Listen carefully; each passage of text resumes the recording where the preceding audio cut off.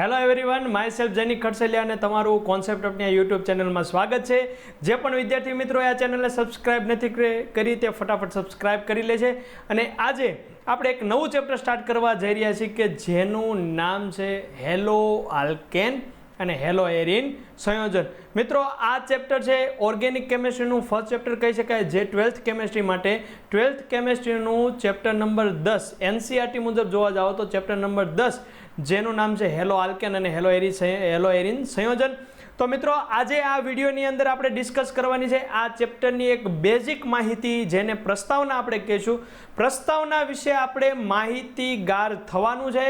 આ હેલોઆલ્કેન કોને કહેવાય, હેલોએરીન સંયોજન કોને કહેવાય, એના ઉપયોગ શું હોય, એનું નુકસાન શું હોય। મિત્રો સ્ટાર્ટ કરતાં પહેલાં એ માહિતી તમને આપી દઉં કે આ જે ચેપ્ટર જે છે તે બી ગ્રુપના વિદ્યાર્થીઓ માટે ખૂબ જ અગત્યનું છે, કારણ કે આની અંદર ઘણી મેડિસિન વિશે વાતચીત આવશે અને ઘણી પ્રક્રિયાઓ વિશે વાતચીત આવશે જે તમારી માટે ખૂબ જ ઉપયોગી બનશે। પ્લસ એ ગ્રુપના વિદ્યાર્થીઓ માટે પણ આ મહત્વનું બની જાય છે। અને એક્ઝામ વ્યૂથી જો હું વાત કરું તો ગુસ્સેટ હોય, જેઈ હોય, નીટ હોય કે બોર્ડ હોય, એની અંદર આ ચેપ્ટરના પ્રશ્નો પૂછાતા હોય છે। અને એ પ્રશ્નો કેવા પૂછાતા હોય તો જેમ પોઈન્ટ ચાલશે એમ આપણે એને ડિસ્કસ કરતા જઈશું। તો મિત્રો સ્ટાર્ટ કરીએ હેલોઆલ્કેન અને હેલોએરીન સંયોજન।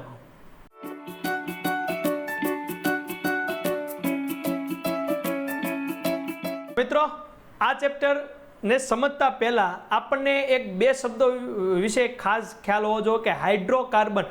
તો મિત્રો હાઇડ્રોકાર્બન કહેવાય કોને, હાઇડ્રોકાર્બન આપણે કહેશું કોને, તો કાર્બનની જે ચારેય સંયોજકતા છે, જો આ ચારેય સંયોજકતા હાઇડ્રોજનથી સંતોષાયેલી હોય, હાઇડ્રોજન પરમાણુથી સંતોષાયેલી હોય તો તેને શું કહેવાય, હાઇડ્રોકાર્બન સંયોજન કહેવાય। પરંતુ ચારે સંયોજકતા હાઇડ્રોજનથી સંતોષાયેલી અને હાઇડ્રોકાર્બન કહેવાય। પરંતુ જો આ હાઇડ્રોજનનું વિસ્થાપન કોઈ હેલોજન પરમાણુ દ્વારા થાય તો તેને કહેવાય હેલોજન યુક્ત કાર્બનિક સંયોજન।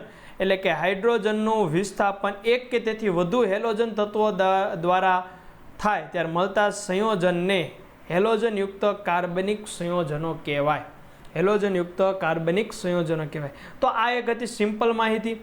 હવે આ હેલોજન પરમાણુની જે આપણે વાત કરી, હેલોજન પરમાણુ કયા, તો કે આવર્ત કોષ્ટકની અંદર જે સમૂહ નંબર 17 છે, સમૂહ નંબર 17 છે જેને આપણે X વડે દર્શાવીએ અથવા એને આપણે શું કહીશું, હેલોજન સમૂહ, હેલોજન સમૂહ। તો આ હેલોજન સમૂહની અંદર જે પરમાણુ છે ફ્લોરિન, પછી ક્લોરિન, બ્રોમિન, આયોડિન, એન્ટીમની, તો આ જે છે એ કયા છે, હેલોજન સમૂહ છે। એની અંદરથી આપણે ખાસ કરીને આ ચાર ફ્લોરિન, ક્લોરિન, બ્રોમિન અને આયોડિન એના વિશે વધારે વાતચીત આવવાની છે, જે હેલોજન તત્વો છે। મિત્રો અહીંયા આપણને એમ થાય કે એક હેલોજન એક હાઇડ્રોજન પરમાણુનું શું કામ વિસ્થાપન કરે, તો મિત્રો વિચારો, હાઇડ્રોજન પરમાણુની સંયોજકતા +1 અને હેલોજન જે છે એ આમ જો તો સમૂહ નંબર 18ની નજીક છે, એટલે કે એક ઇલેક્ટ્રોન મેળવીને સમૂહ નંબર 18ના તત્વો જેવી વર્તણૂકી કરવા માગે છે, માટે હેલોજનની સંયોજકતા થશે -1। હેલોજનની સંયોજકતા શું થશે, -1। માટે તે એક હેલોજન એક હાઇડ્રોજન પરમાણુનું વિસ્થાપન કરશે, અને જે હાઇડ્રોજન પરમાણુ વિસ્થાપન થાય એટલે હેલોજન સમૂહ ત્યાં જોડાય, માટે એને શું કહેવાય, હેલોજન યુક્ત કાર્બનિક સંયોજન। નેક્સ્ટ, તો હેલોઆલ્કેન અને હેલોએરીન કોને કહેવાય, ચેપ્ટરનું નામ છે હેલોઆલ્કેન અને હેલોએરીન। તો મિત્રો જે આ કાર્બન છે એમાં હું આલ્કેન લઉં છું, તો આ આલ્કેન લઈએ આપણે, એમાં મિથેન લેવી, બરાબર છે। આ આલ્કેન સંયોજન, જેમાં આપણે કોનું ઉદાહરણ લીધું, મિથેન, એટલે કે આલ્કેનની અંદર હેલોજન પરમાણુ હોય તો એને હેલોઆલ્કેન કહેવાય। એટલે કે આ આલ્કેનમાંથી હું એક હાઇડ્રોજન દૂર કરી દઉં, અને હાઇડ્રોજન દૂર થાય અને ત્યાં હું જોઈન્ટ કરી દઉં હેલોજનને, જે કોણ હોઈ શકે, ફ્લોરિન, ક્લોરિન, બ્રોમિન અથવા આયોડિન। તો આ જે બન્યું તે શું બન્યું, હેલોઆલ્કેન, હેલોઆલ્કેન, કારણ કે હેલોજન યુક્ત આલ્કેન સંયોજન જેને કહેવાય હેલોઆલ્કેન। એવી જ રીતે વાત કરીએ એરીન સંયોજન, તો આ થઈ ગયું એરીન સંયોજન માટેનું, કે જે માની લો બેન્ઝીનની વાત કરીએ જેમાંથી એક હાઇડ્રોજન પરમાણુ દૂર થાય તો આપણને જે મળશે હેલોજન યુક્ત, તો આ થઈ ગયું હેલોએરીન સંયોજન। શું થઈ ગયું, હેલોએરીન સંયોજન। એટલે કે એરોમેટિક સંયોજનોમાં હાઇડ્રોજનનું વિસ્થાપન થાય અને એ વિસ્થાપન જે હેલોજન પરમાણુ દ્વારા થાય પછી હેલોજન ત્યાં જોડાય, જેને કહેવાય હેલોએરિન સંયોજન. ટૂંકમાં કાર્બનિક સંયોજનમાં હેલોજન પરમાણુ હોય તો એને હેલોજનયુક્ત કાર્બનિક સંયોજન કહેવાય. તો મિત્રો આ આપણે ભણવાના છે, એનો ઉપયોગ ક્યાં થાય, રિયલ લાઈફમાં ક્યાં થતો હોય છે, અને એક્ઝામ વ્યૂથી જે પ્રશ્નો તો પૂછાવાના છે પરંતુ એનો ઉપયોગ કેવો હોય છે તેની વિશે વાતચીત કરીએ. તો એનો એક ઉપયોગ મેડિસિન માટે વાત કરીએ તો કે ક્લોરોમફેનિકોલ, જેનું સ્ટ્રક્ચર અહીંયા આપેલું છે, ક્લોરોમફેનિકોલ. મિત્રો આ જે દવા છે, જે આ મેડિસિન છે, એ ટાઇફોઇડના દર્દી માટે છે. જેને પણ ટાઇફોઇડ થાય એને ડૉક્ટર દ્વારા એને ક્લોરોમફેનિકોલની દવા આપવામાં આવે. તો ક્લોરોમફેનિકોલ જે છે એ ટાઇફોઇડની દવા છે. એટલે જ મેં કીધું હતું મિત્રો, બી ગ્રુપના વિદ્યાર્થીઓ માટે ખૂબ જ અગત્યનું આ ચેપ્ટર છે. ઘણા મેડિસિન વિશે શીખશો. તો ક્લોરોમફેનિકોલ જે કેની દવા છે, ટાઇફોઇડની દવા છે. આ ક્લોરોમફેનિકોલ જે છે એ કયું સંયોજન છે, તો કે હેલોજન યુક્ત કાર્બનિક સંયોજન. બીજી વાતચીત કરીએ તો આ મચ્છર તમે જોતા હશો, કયું મચ્છર છે, માદા એનોફિલિસ મચ્છર. કયો રોગ ફેલાવે, મેલેરિયા. મેલેરિયા રોગ થાય એટલે એની દવા છે ક્લોરોક્વિન. એની દવા શું છે, ક્લોરોક્વિન. તો આ ક્લોરોક્વિન છે એ પણ એક હેલોજનયુક્ત સંયોજન છે. તો ક્લોરોક્વિન મેલેરિયાની દવા છે, જે પણ એક હેલોજનયુક્ત સંયોજન છે. તે ફેલાય કેના દ્વારા, માદા એનોફિલિસ મચ્છર દ્વારા. તો મિત્રો આ થયું દવાની વાત. હવે વાત કરીએ એનેસ્થેટિક. એનેસ્થેટિક એટલે કે બેહોશ કરવા. તો એ શું હોય, તમને એમ થશે કે ક્લોરોફોર્મ. મિત્રો ક્લોરોફોર્મ વાત સાચી છે, પહેલાંના સમયમાં ક્લોરોફોર્મનો ઉપયોગ થતો હતો, પરંતુ એ એક ટોક્સિક છે, એટલે કે નુકસાનકારક છે. માટે રસાયણ વિજ્ઞાન દ્વારા એક સારો વિકલ્પ એના સ્થાને મળ્યો છે, જેનું નામ છે હેલોથેન. હવે ઉપયોગ કેનો થાય, હેલોથેનનો ઉપયોગ થાય છે. ખાસ ધ્યાન આપશો, ક્લોરોફોર્મનો ઉપયોગ નથી થતો, હેલોથેનનો ઉપયોગ થાય છે. બેહોશ કરવા માટે કેનો ઉપયોગ થાય છે, હેલોથેન, જેનું સ્ટ્રક્ચર તમે જોઈ શકો છો. હેલોથેનનો ઉપયોગ થાય છે. અન્ય ઉપયોગો વિશે વાતચીત કરીએ તો કે વૈદ્યકીય કામગીરીની અંદર એનો ઉપયોગ થતો હોય છે. બીજું જોઈએ તો કે અધ્રુવીય. પોતે આ હેલોજનયુક્ત કાર્બનિક સંયોજન છે કેવા છે, અધ્રુવીય છે. તો મિત્રો આપણે જોયું હતું કે સરખામાં દ્રાવ્ય થાય, એટલે કે ધ્રુવીય પદાર્થ ધ્રુવીય દ્રાવકમાં દ્રાવ્ય થાય, અધ્રુવીય પદાર્થ અધ્રુવીય દ્રાવકમાં દ્રાવ્ય થાય. તો આ જે છે શું છે, પોતે અધ્રુવીય છે. તો આની અંદર અધ્રુવીય દ્રાવ્ય અથવા અધ્રુવીય પદાર્થો દ્રાવ્ય થશે, એટલે કે એક અધ્રુવીય દ્રાવક તરીકે આનો ઉપયોગ થાય. અધ્રુવીય સંયોજનને દ્રાવ્ય કરવા માટે એનો ઉપયોગ થાય, એક દ્રાવક બની જાય. બીજું કે ઘણા કાર્બનિક સંયોજનોના વિશ્લેષણમાં પ્રારંભિક પદાર્થ, એટલે કે પ્રારંભિક પદાર્થ તરીકે, પ્રક્રિયક તરીકે એનો ઉપયોગ થતો, કે જે બીજા પદાર્થને મારે જાણવું હોય તો એના વિશ્લેષણમાં એનો ઉપયોગ થાય. આ પોઈન્ટ મિત્રો મહત્વનો છે. ફ્લોરિન યુક્ત સંયોજનોને શારીરિક શસ્ત્રક્રિયામાં રુધિરના કાર્યક્ષમ અવેજી તરીકે લેવામાં આવે. એટલે કે હું તમને એક સિમ્પલ વાત કરું. માની લો કે કોઈ એક પેશન્ટનું ઓપરેશન શરૂ છે. આ ઓપરેશન દરમિયાન એ જે પેશન્ટ છે એના બોડીની અંદરથી ઘણું બધું બ્લડ દૂર થઈ ગયું છે, એટલે કે બ્લડ ઘણું બધું નીકળી ગયું.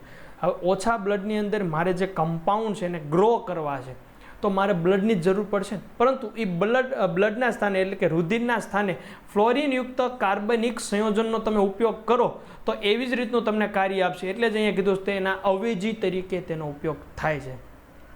તો મિત્રો આ હતા એનસીઈઆરટીની અંદર અમુક ડેટા આપેલા છે, એની પણ વાતચીત કરી, અમુક માહિતી નથી આપી એની પણ વાતચીત કરી. પરંતુ મારે તમને એવી એક પણ માહિતી આપી છે કે જે તમારી માટે મહત્ત્વની હોય અને જરૂરી બની જાય. ઉપયોગની તો મિત્રો વાત કરી, પરંતુ હવે આપણે વાત કરવી છે એના નુકસાનની. આ શું નુકસાન, હેલોજનયુક્ત કાર્બનિક સંયોજનોથી કોઈ નુકસાન થાય? તો મિત્રો એક નુકસાન તો આપણે જોયું, કયું, ક્લોરોફોર્મ. બીજા બાકીના નુકસાનની વાતચીત કરીએ તો એક તો છે ડીડીટી. નામ તો તમે સાંભળ્યું છે. ડીડીટી છે ને એ સારો એવો પેસ્ટિસાઇડ છે. કોઈ રોગચાળો ફાટી નીકળ્યો હોય તો ડીડીટીનો છંટકાવ કરવામાં આવે છે એવું તમને લાગતું હોય, પરંતુ એ પ્યોર ફોર્મમાં ડીડીટી નથી હોતું, કારણ કે ડીડીટી બેન છે. જ્યારે આ બેન્ડ કરવામાં આવ્યું કે એને બંધ કરવામાં આવ્યું, ત્યારે એની પહેલાં જ્યારે એની શોધ થઈ હતી ત્યારે ડીડીટી એક સારું એવું પેસ્ટિસાઇડ હોવાના કારણે ખૂબ જ ઉપયોગ એનો વધવા લાગ્યો. દક્ષિણ આફ્રિકા છે, અમેરિકા છે, એની અંદર જંગલની અંદર તમે જુઓ તો પ્લેન દ્વારા પણ ડીડીટીનો છંટકાવ કરવામાં આવતો હતો, જેથી જે મેલેરિયા જેવા રોગ જે હતા એને શું કરી શકાય, નાશ કરી શકાય, મચ્છરનો નાશ કરી શકાય. તો મિત્રો આ જે ઉપયોગથી શું થયું કે વધુ પડતા એના ઉપયોગથી ઘણી બધી નુકસાની આવી, ઘણી બધી વારસાગત પણ નુકસાની ફેલાણી. અને આ જે ડીડીટી જે છે એ પણ હેલોજનયુક્ત કાર્બનિક સંયોજન છે. તો આ જે નુકસાન પહોંચ્યું એ આપણે જોયું માટે એનો ઉપયોગ શું કરવામાં આવ્યો, ઘટાડી દેવામાં આવ્યો. અને જો ઉપયોગ જે સ્થાને કરવામાં આવે છે એમાં વૈજ્ઞાનિક રીતે એનો ઉપયોગ કરવામાં આવે તો જ એ આપણી માટે ફાયદાકારક બની જાય છે, બાકી તે નુકસાનકારક છે. મિત્રો નેક્સ્ટ વાત કરીએ, એક સાચી ઘટના છે વર્લ્ડ વોર 1, પ્રથમ વિશ્વયુદ્ધ, જેને એક ગેસ વોર પણ કહેવાય. આની અંદર 2 એવા ગેસનો ઉપયોગ થયો હતો કે જે સૈનિકો છે અથવા જે એની સંપર્કમાં આવતા વ્યક્તિઓ છે એની જે દ્રષ્ટિ દૂર થઈ જાય, દ્રષ્ટિ નાશ પામે, એટલે કે આંખની જે કાર્યક્ષમતા છે ઘટી જાય, તે જોતા બંધ થઈ જાય, આંધળા થઈ જાય અથવા બીજી ઇન્દ્રિયો પર પણ એની અસર થાય. તો મિત્રો આ એક ગેસ વોર તો ખૂબ જ ભયાનક કહેવાય મિત્રો. એનાથી ઘણા લોકોએ પોતાની દ્રષ્ટિ ગુમાવી, પ્લસ આ જે ગુમાવી અને પ્લસ બીજા એવા કેટલાય પરિબળ એના શરીરની અંદર દાખલ થયા જે આનુવંશિક વારસાગત રીતે આગળ વધ્યા અને હજી પણ એની અસર જોવા મળે છે મિત્રો. તો આ જે એના રિયલ ફોટોગ્રાફ છે અને એનો ન્યૂઝ ક્લિપ પણ અહીંયા તમે જોઈ શકો, જેમાં મસ્ટર્ડ ગેસ લખેલું છે. તો આ મસ્ટર્ડ ગેસ જે છે તે, અને આ છે ફોસ્જીન ગેસ COCl2, આ 2 ગેસ વર્લ્ડ વોર 1ની અંદર વપરાણા હતા, જે ખૂબ જ નુકસાનકારક છે મિત્રો. જ્યારે પણ રસાયણ વિજ્ઞાન સાથે તમે કામ કરતા હોય તો તમને એનો પૂરો પરિચય હોવો જોઈએ. જે પણ પદાર્થનો ઉપયોગ કરો છો, જે રસાયણનો ઉપયોગ કરો છો, તેનાથી તમે માહિતીગાર હોવા જોઈએ. એના બેનિફિટ્સ અને નોન બેનિફિટ્સ, ફાયદા અથવા ગેરફાયદાથી તમે પરિચિત હોવા જોઈએ, જેથી તમે યોગ્ય પદ્ધતિથી એનો ઉપયોગ કરશો તો આપણને અથવા આપણી આજુબાજુ રહેલા પર્યાવરણમાં રહેલા બીજા પદાર્થો, પ્રાણીઓ જે છે કે જીવન પ્રણાલી છે કે, તો એને ક્યારેય નુકસાન પહોંચે નહીં. મિત્રો અભ્યાસ કરવાનું કારણ હંમેશા એ જ હોય છે કે આપણે એવા વૈકલ્પિક સાધનો ગોતી લઈએ કે જે નુકસાન કરે છે એને દૂર કરી શકાય, અથવા કોઈ આપણે ફાયદામાં ઉપયોગ કરવા માટે નવા રસાયણનો ઉપયોગ કરીએ.